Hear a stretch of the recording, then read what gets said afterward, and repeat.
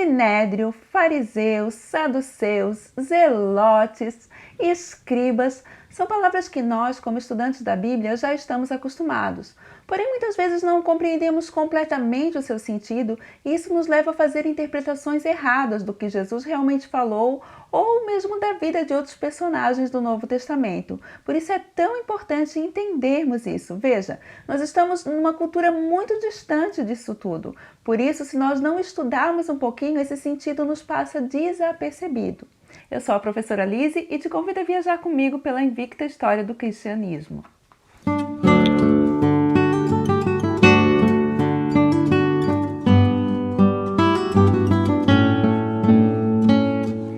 E antes de entrar no conteúdo propriamente dito, eu quero lembrar você a se inscrever e ativar o sininho, assim você não vai perder nenhum vídeo que seja lançado. Além disso, vá aos comentários e deixe a sua contribuição e também o que você gostaria de saber da história do Novo Testamento, porque assim você nos ajuda a criar esse canal. A proposta desse canal é estudar a história de forma interativa, então os seus comentários são muito importantes para nós. E além disso, quanto mais comentários nós tivermos, o YouTube entende que esse conteúdo é relevante e assim mais pessoas terão acesso a esse conteúdo. Nós vamos começar aí pelo Sinédrio, porque depois nós vamos ver que os fariseus e os saduceus eles se reuniam no Sinédrio. Então vamos começar explicando o que era um Sinédrio. O Sinédrio era uma forma de corte, uma corte judicial judaica. Então, cada cidade tinha o seu sinédrio, que era composto de 23 juízes. Esses juízes eles eram responsáveis por julgar as causas, principalmente religiosas, porque lembre-se que a Judéia, a Palestina, nessa época não tinha autonomia política. Além dos sinédrios regionais, na época de Jesus havia o Grande Sinédrio. Esse Grande Sinédrio era composto de 71 juízes, sendo que um deles era o príncipe do Sinédrio, que presidia sobre toda a reunião.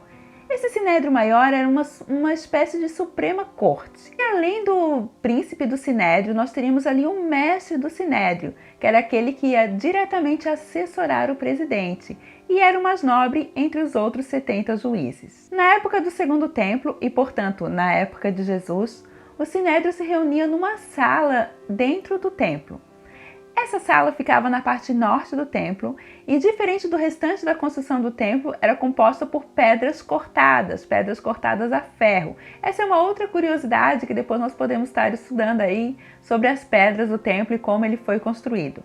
Mas essa sala ela se diferenciava das outras até pelo material de construção. Era chamada então a sala ou salão das pedras cortadas. A sala da pedra cortada ou grande salão da pedra cortada ficava na parte norte do templo e ela possuía portas que davam entradas tanto para dentro do santuário como para fora do santuário. Agora, quando você lê na Bíblia falar de sinédrio, você já sabe ao que está se referindo. Você só vai precisar ver se está falando ali do sinédrio maior ou dos sinédrios regionais. Nós chegamos então ao estudo dos fariseus, porque nós sabemos que o sinédrio era composto de fariseus e saduceus. Então, entre esses 71 juízes, nós tínhamos saduceus e fariseus. A maior parte eram saduceus, mas os fariseus tinham uma importância muito grande. Então, vamos ver agora quem eram os fariseus e também que grupo é esse que Jesus ali de vez em quando se encontrava com eles e havia discussões acaloradas. Na verdade, não há muita informação na Bíblia sobre quem são esses fariseus ou de onde eles surgiram. Nós vamos encontrar algumas informações sobre eles nos Evangelhos, no livro de Atos e alguma menção nas cartas paulinas também. Porém, ali não há um tratado que explique a sua doutrina ou de onde eles vieram. Há apenas menção de alguma ação deles ou alguma crença deles, de forma geral. Felizmente, para nós que estamos a uma distância tão grande culturalmente desse povo, existem os livros históricos e Flávio Joséfos vai nos dar informações maiores sobre esses grupos, informações que são muito relevantes e que nós vamos vê-las agora. Para começar o nosso estudo, nós vamos buscar a origem dessa palavra. E a palavra fariseu em português deriva-se do grego farisaios, que por sua vez busca suas raízes no hebraico perushim. O significado dessa palavra é colocado à parte, separado. Então, esse grupo já começa pelo seu nome a se identificar. É um grupo separado. Mas separado do quê? Separado de quem? Bem, eles são separados dos gentios Eles são separados dos judeus não religiosos. Eles são um grupo que se esforça muito por seguir todo o ritual e toda a lei de Moisés e toda a tradição. Então eles são separados da impureza e separados de todos aqueles que não seguem esses mandamentos. Atos capítulo 23, versículos 6 e 7, que nos dizem assim: Sabendo Paulo que uma parte do sinédrio se compunha de saduceus e outra de fariseus, exclamou: Varões irmãos, eu sou fariseu, filho de fariseu.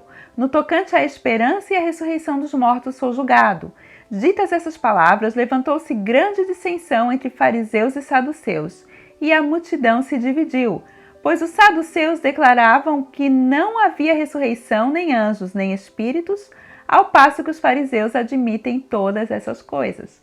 Então, no livro de Atos, nós já temos uma pista aí da teologia dos fariseus. Nós já sabemos que eles aceitam a ideia de anjos, de vida após a morte e de espíritos, enquanto os saduceus não aceitavam essa informação.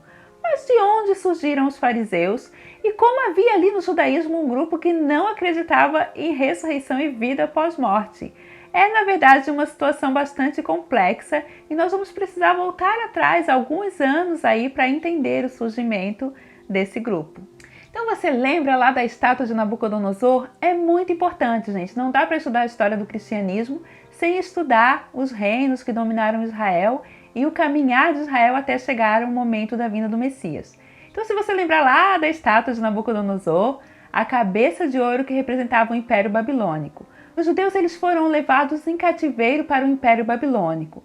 E lá no Império Babilônico não havia templo. E claro que o centro, o coração do judaísmo era o templo. O templo era o único lugar onde podia se fazer sacrifícios.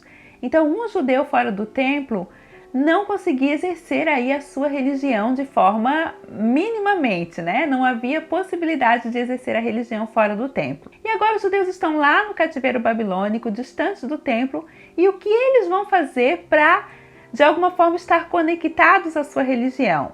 Bem, começa a surgir ali na Babilônia as sinagogas, ou seja, os judeus que se reuniam para estudar a lei de Moisés. Agora eles não podiam sacrificar, porque eles estavam distantes do templo, mas eles podiam orar e estudar a lei, estudar a Torá. Aí começam a aparecer os escribas, veja bem que interessante. E aí vai dando o pano de fundo para da onde vai se formar esse grupo de fariseus.